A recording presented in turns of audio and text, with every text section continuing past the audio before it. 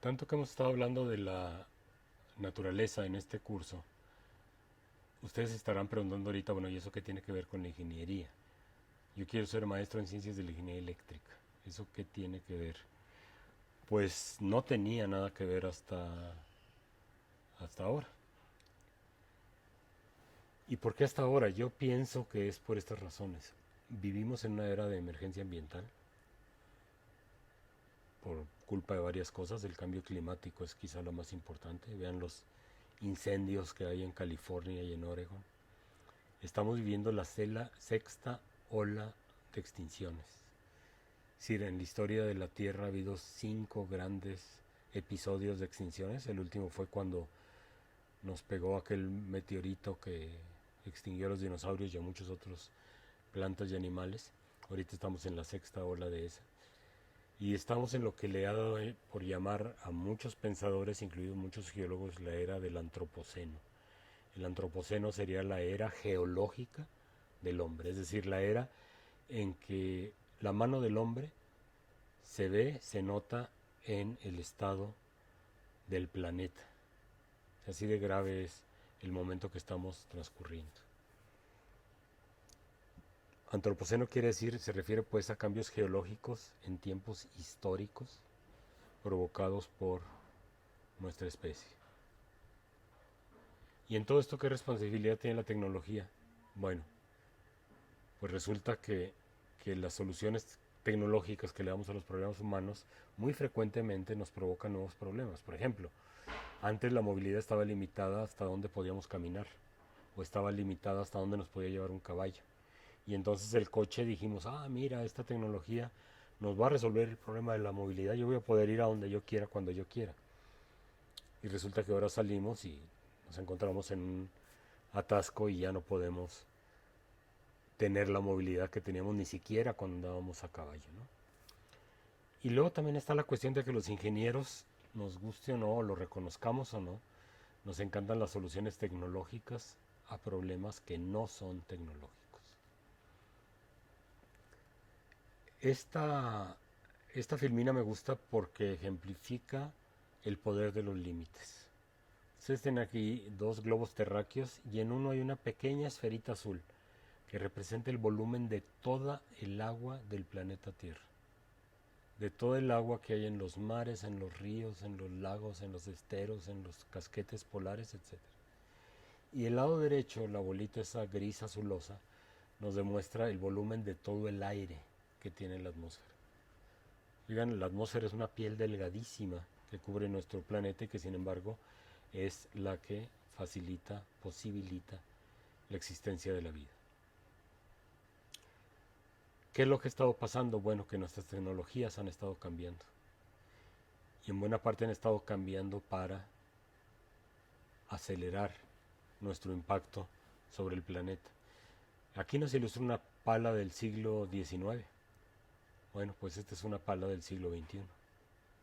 Extrae mucho más, nomás para que vean una escala. Cada rueda de ese camión que está siendo cargado por la pala mecánica, cada rueda tiene una altura de más de 2 metros. Ahí les va diciendo la escala de las palas de hoy en día, usadas por ejemplo en la minería.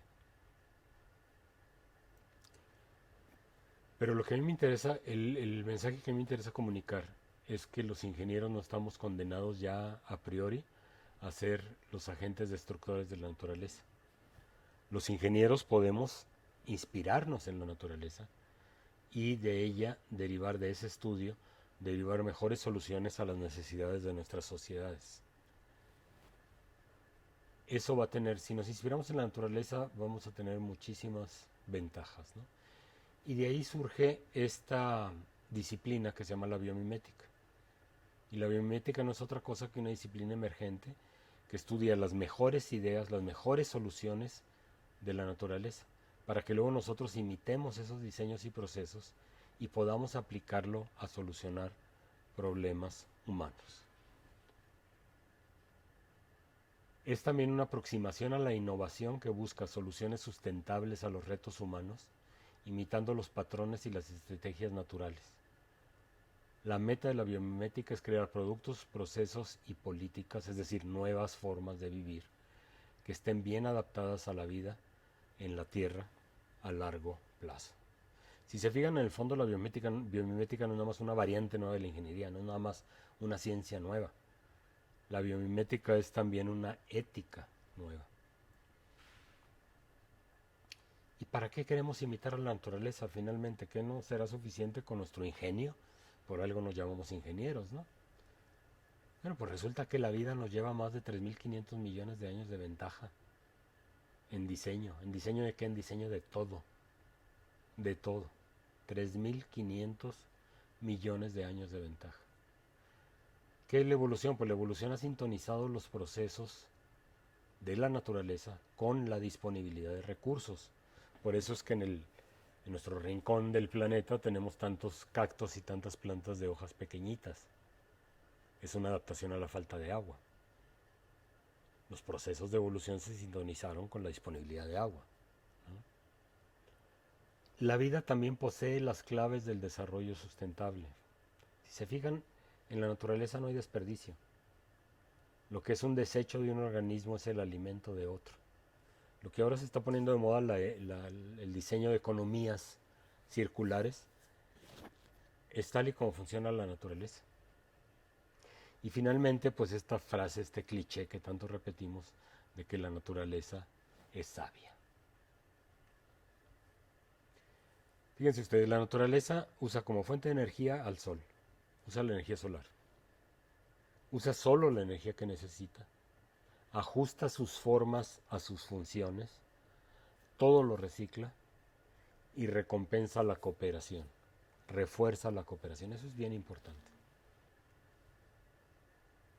Si imitamos a la naturaleza, la diversidad se fortalece, necesitamos mayor sabiduría local, ponemos freno a los excesos, y podemos aprovechar el poder de los límites, usar los límites como las fronteras, nuestros requisitos primeros del diseño. ¿Con qué cuento? Para saber qué diseño, cómo lo hace la naturaleza. En la naturaleza no hay residuos. Es una foto deprimente del lecho seco del río Nazas, lleno de cuanta cosa, de escombros, basura, tiradero de podas, etcétera.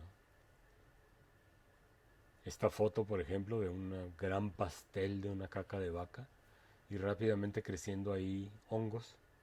Los hongos no son otra cosa que los grandes recicladores de la materia inorgánica y de la materia muerta en la naturaleza. Los hongos reciclando el desperdicio de una vaca. Ojo, es bien curioso, los hongos no son plantas. Los hongos es un reino aparte, pero es un reino que está más emparentado con los animales, es decir, con nosotros, que con las plantas. Como ejemplo, vean aquí esta foto de este bosque, de esta selva, la diversidad de plantas que ven ustedes ahí, de lianas, de musgos, de montones de cosas, líquenes. Pero aquí lo interesante es ese gran árbol que se ve al centro. Ven ustedes el término arquitectónico es arbotante, estos sostenes de la masa del árbol, es decir, las protrusiones, las faldas que tiene el árbol.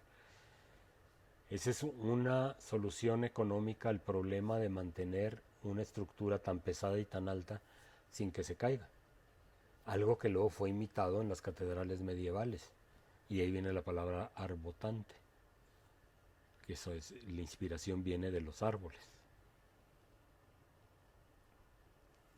Por ejemplo, igual que el árbol que acabamos de ver, tenemos la Torre Eiffel.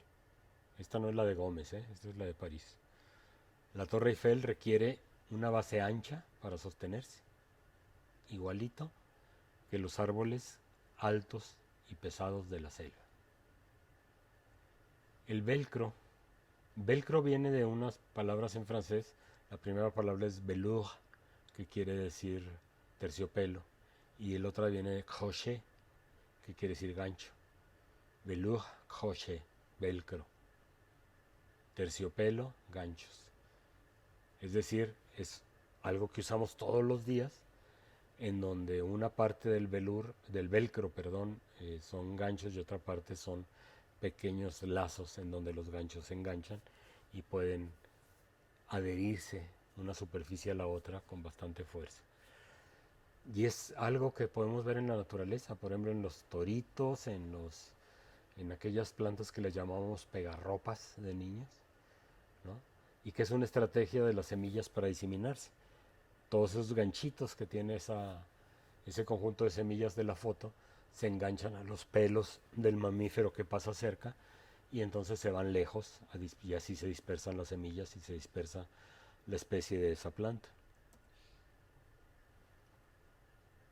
El martín pescador y el tren bala, fíjense, ¿qué tiene que ver una cosa con la otra? Bueno, el tren bala tenía un problema en Japón.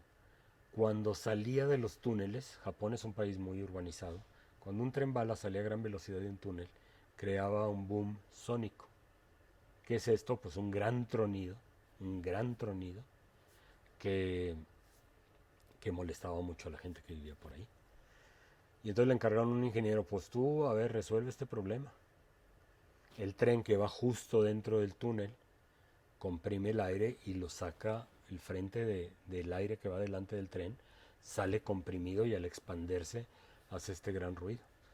Y resulta que el ingeniero al cual le cayó este problema de diseño era un observador de aves y él había estado observando a los martines pescadores.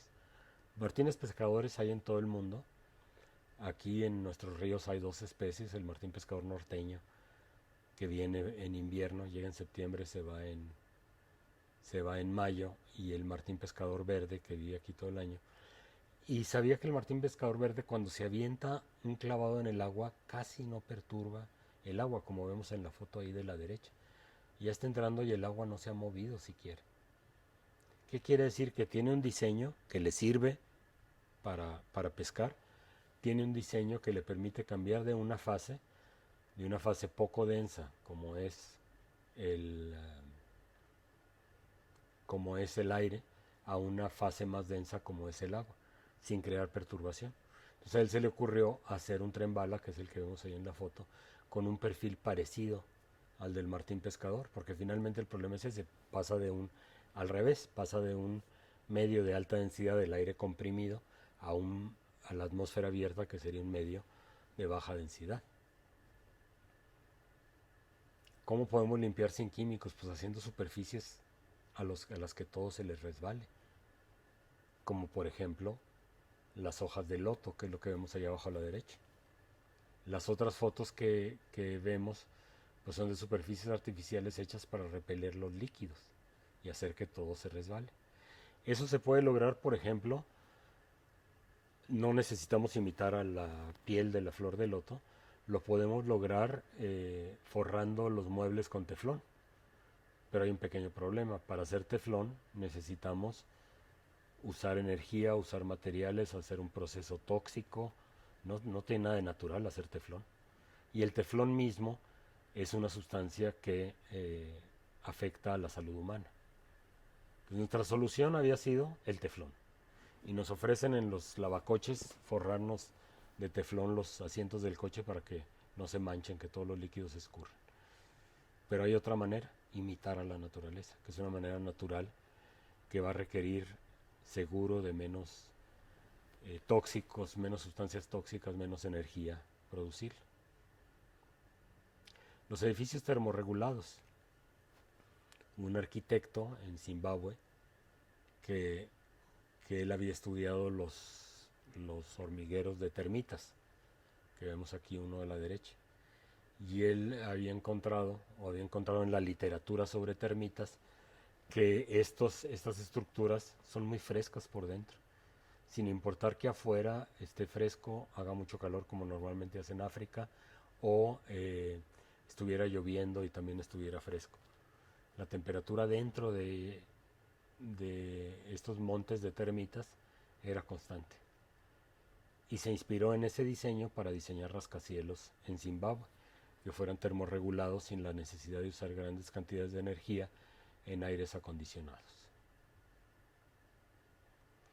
Los chimpancés, a raíz de que se empezaron a estudiar a fondo los chimpancés, Jane Goodall fue la pionera en este sentido, Ella se fue a vivir a África con los chimpancés, nadie los había estudiado tan de cerca. Resulta que los chimpancés son capaces de encontrar, si se enferman, de encontrar el remedio en la selva. Si tienen una farmacología propia del chimpancé. Ellos conocen dónde está la cura, tienen una sabiduría médica. O sea, a lo mejor si seguimos al chimpancé, que es nuestro pariente más cercano, podemos aprender y descubrir un montón de plantas que nos pudieran hacer bien a nosotros. Los delfines, ahora se sabe que los delfines son capaces de comunicar que va a haber un tsunami con mucho tiempo de anticipación, porque tienen sentidos que les permiten detectar que hay un cambio a cientos de kilómetros y que ese cambio se va a reflejar en un cambio en las corrientes marinas. Por ejemplo, ¿cómo es que los pulmones secuestran el carbono? Para mal de nosotros, ¿no? O sea, nuestros pulmones atrapan el carbono en su interior y eso nos acaba enfermando y eventualmente nos acaba matando, ya sea que fumemos, ya sea que vivamos en una ciudad muy contaminada. Pero esa estructura de los pulmones nos puede servir para hacer filtros y capturar carbono de la atmósfera, CO2. Hay también ejemplos de cosas que fluyen sin apenas fricción, como los caracoles al desplazarse. Y entonces hay quien se está inspirando en las formas del caracol para hacer elementos mecánicos que puedan moverse casi sin fricción. La ballena nos está enseñando cómo hacer aspas eficientes para generadores eólicos, porque resulta que la estructura de las aletas de la ballena son muy aerodinámicas. Eso nos puede servir a la hora de crear las aspas, las paletas de un generador eólico. La resistencia de los biomateriales. ¿Cómo es que un esqueleto, en especial un esqueleto de un ave, es capaz de soportar esfuerzos tan grandes como los esfuerzos requeridos para volar con un material tan ligero? Lo mismo aplica para nuestros huesos, pero los huesos de las aves son muchísimo más ligeros que los nuestros. Entonces, ¿cómo se le hace? ¿Cómo crece el hueso para crear la estructura óptima con la relación óptima peso-resistencia? Entonces ya hay centros de investigación que están desarrollando carrocerías que parecen estar siendo crecidas por un programa de crecimiento de huesos. Y nos dice cómo debemos hacer la carrocería para que sea lo más ligero y sea lo más resistente que pueda ser. Hay una organización, el Instituto de la Tierra, Land Institute, en Estados Unidos. Wes Jackson se llama su director y fundador, que él está tomando la pradera como modelo agrícola. La pradera virgen es un ecosistema que con poca agua genera un montón de plantas. Y es capaz entonces, si podemos imitar ese modelo, de producir una gran cantidad de alimentos con muy pocos insumos o sin insumos, con pocos insumos como el agua o sin insumos como los químicos, fertilizantes, etc. Y en ese centro, el Land Institute, están precisamente estudiando cómo usar la estructura vegetal y funcional de la pradera virgen como un modelo para la agricultura, que sería una agricultura no basada en plantas anuales como es hoy en día mayormente, sino en plantas perpetuas.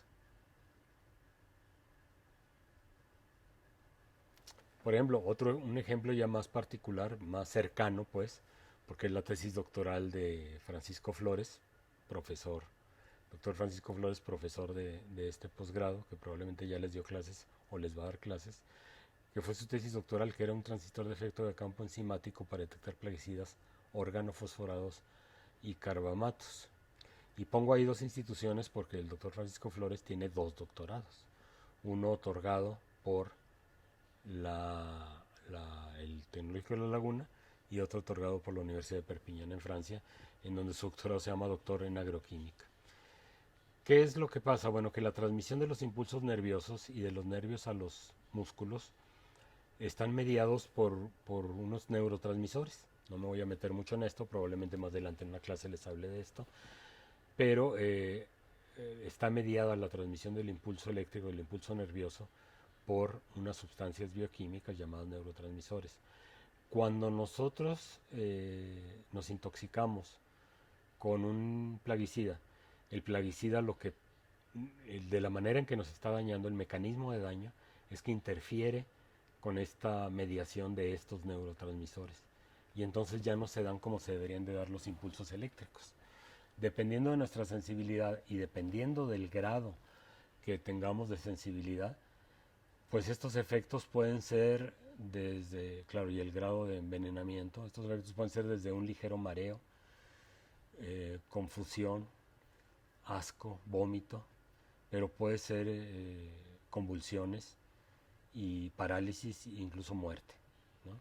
Sí, no es una cosa poca. Por eso se mueren los insectos cuando les pone un plaguicida, porque el plaguicida interfiere exactamente con este mecanismo, con el mecanismo de la transmisión de los impulsos nerviosos. Entonces es importante detectar la presencia de estos tóxicos en los alimentos.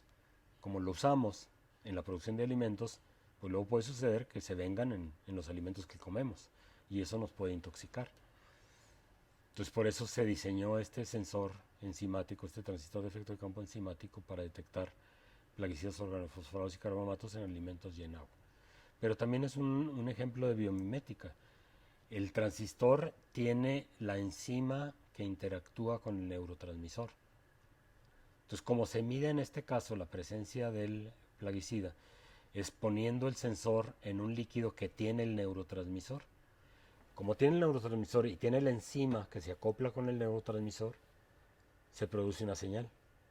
Pero si además en esa muestra hay plaguicida, ese plaguicida va a interferir con esa señal y la va a extinguir, la va a hacer más pequeña. Y al ver nosotros cómo se hace pequeña esa señal, es que podemos decir, aquí está presente el plaguicida, ¿sí? Entonces usamos un mecanismo biológico para detectar este plaguicida. Y eso es también un ejemplo biomimética más cercano a nuestra experiencia de todos los días. Ustedes pueden conocer aquí mismo en el tecnológico al autor. La fotosíntesis artificial, que todavía no le pegan, pero imagínense que pudiéramos hacer fotosíntesis artificial. Ahorita, ¿qué hacemos? Usamos paneles solares para generar electricidad, para mover máquinas, para producir cosas. La planta no necesita tantos intermediarios. La planta toma la luz solar y hace cosas directamente. Bueno, requiere de agua y requiere de dióxido de carbono, pero directamente. Crea azúcares, crea proteínas, crea un montón de cosas. La piel de tiburón, para hacer nadadores más eficientes y más rápidos, que ya se hizo un traje de este tipo y luego fue prohibido por la Federación Internacional de Nado. Robots inspirados en insectos, en la locomoción. Si queremos hacer un robot pequeñito, no le vamos a dar una locomoción de un caballo o de un humano, porque no va a ser eficiente. La forma y la función siempre van de la mano. Y los despliegues o los displays iridiscentes que se están haciendo tomando como modelo las alas de las mariposas que son iridiscentes. En fin, para que los ingenieros podamos entrarle a la biomimética tenemos que ser humildes. Y los ingenieros, perdónenme, pero lo último que tenemos es ser humildes. Somos lo contrario, somos soberbios. Nos sentimos Juan Camaney, capaces de domar, de hacer la solución que haga lo que nosotros queramos, ¿no? Y con la biomimética no, tenemos que llegar humildemente a preguntarle a la naturaleza, oye, para este problema, ¿qué funciona? O para este tipo de terreno, ¿qué alimentos se dan? ¿Qué debo plantar yo aquí? Es preguntarle, oye, naturaleza, ¿qué es lo que yo debo hacer? Y eso requiere de humildad ante un maestro, ¿no? Es ver a la naturaleza como un maestro, como una maestra. Y se me hace que eso no nos gusta mucho a los humanos en general.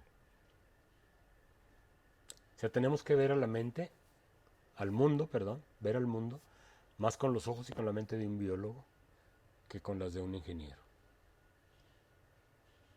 Usar más los ojos y la mente de un biólogo que la de un ingeniero. Ojo, ¿verdad? También hay cada biólogo que para qué les cuento. Pero me refiero a quien estudia íntimamente la vida y la aprecia, ¿verdad? Y aquí tienen estos ejemplos que podrían ustedes explorar, es más, que van a explorar en esta clase. Tienen ese libro que podría yo prestarle uno para que ustedes lo rolen o lo fotocopien. Tenemos ese otro libro, ese sí no lo tengo para prestarlo, que se llama De la cuna a la cuna, rehaciendo la forma en que hacemos las cosas. Y luego tenemos estos sitios de internet. Las dos pláticas, hay dos pláticas de Janine Beníos. Las dos pláticas, por favor, véanlas. Y luego ya les pondré una tarea de acuerdo a lo que ustedes mismos hayan explorado sobre la biomimética. Tenemos también estos otros dos, aquí están ya las dos videoconferencias de Janine Beníos. La película está de la última hora, yo la tengo también quizá para prestarla porque no la voy a poder proyectar por el internet, está prohibido por los derechos de autor. Búsquenla y si no, pídanmela prestada, por favor. Porque también habla algo de la biomimética ya casi al final de la película. Y quedarnos con esto, ¿no? Que es una frase de un político, fíjense. Debemos obtener nuestros estándares del mundo natural. Debemos honrar con la humildad del sabio los límites de ese mundo natural y el misterio que está más allá de esos límites, admitiendo que ahí hay algo que evidentemente rebasa toda nuestra competencia. Y eso lo dijo Václav Havel, presidente checo. Bien, eso sería todo. Por favor, estudien los materiales que les di y ya les indicaré en dónde en la plataforma de Classroom de Google van a estar la tarea que les voy a encargar. Muchas gracias por su atención.